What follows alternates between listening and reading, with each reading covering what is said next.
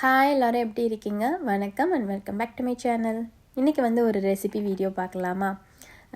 இந்த வீக் பார்த்திங்கன்னா டின்னருக்காக ஒரு நாள் சிக்கன் தந்தூரி ரெடி பண்ணியிருந்தேன். அதுவும் ஏர் ஃப்ரையரில். எனக்கு ஏர் ஃப்ரையரில் குக் பண்ணுறது ரொம்ப பிடிக்கும்.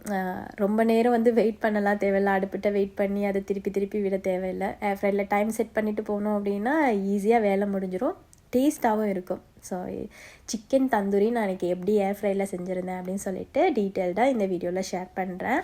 ஸோ வீடியோவை ஸ்கிப் பண்ணாமல் ஃபுல்லாக பார்த்துட்டு எப்படி இருந்துச்சு அப்படின்னு சொல்லிட்டு கமெண்டில் ஷேர் பண்ணுங்கள். அப்படியே இந்த ரெசிபியையும் வீட்டில் ட்ரை பண்ணி பாருங்கள்.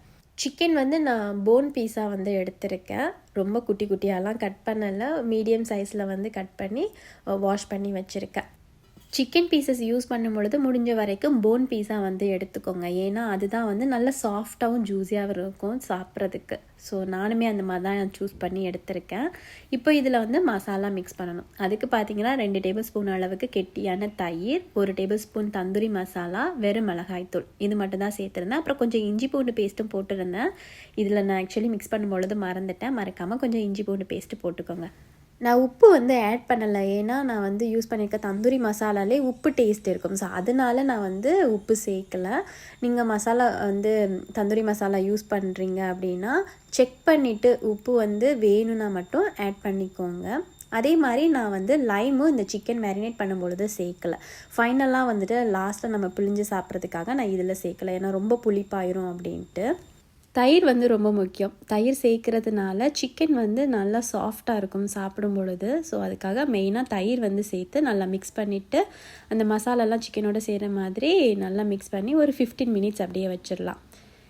சிக்கன் தந்தூரிக்கு பார்த்திங்கன்னா மயோனீஸ் வச்சு சாப்பிட்டாலும் நல்லாயிருக்கும். அதுக்கப்புறம் அது கூடவே ஒரு மின்ட் சட்னின்னு ஒன்று கொடுப்பாங்க.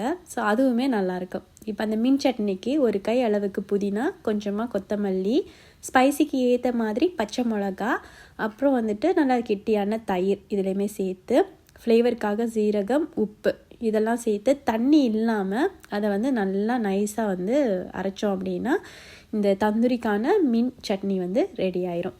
ஏர் ஃப்ரையர் நான் ப்ரீ ஹீட்லாம் பண்ணலை, லைட்டாக எண்ணெய் ஸ்ப்ரே பண்ணிவிட்டு அப்படியே சிக்கன் எல்லாமே அந்த பிளேட் மேலே வச்சுட்டேன். அதே மாதிரி நான் பேக்கிங் ஷீட் எதுவும் யூஸ் பண்ணலை, ஏன்னா பேக்கிங் பேப்பர் வேணும்னா யூஸ் பண்ணிக்கலாம். அப்படின்னா நமக்கு வாஷ் பண்ணுறதுக்கு ஈஸியாக இருக்கும். நான் ஏன் யூஸ் பண்ணலை அப்படின்னா அப்போ தான் கீழே நல்லா குக் ஆகி அந்த கொஞ்சம் பிளாக் கலராக இருக்கும் இல்லையா, அந்த மாதிரி சிக்கன் வரும். அதனால நான் பேக்கிங் பேப்பர் எதுவும் யூஸ் பண்ணலை. சப்போஸ் உங்களுக்கு ஏர் ஃப்ரையரை க்ளீன் பண்ணுறது கொஞ்சம் கஷ்டமாக இருந்துச்சு அப்படின்னா நீங்கள் பேக்கிங் ஷீட் யூஸ் பண்ணிக்கோங்க, வாஷ் பண்ணுறதுக்கு ஈஸியாக இருக்கும்.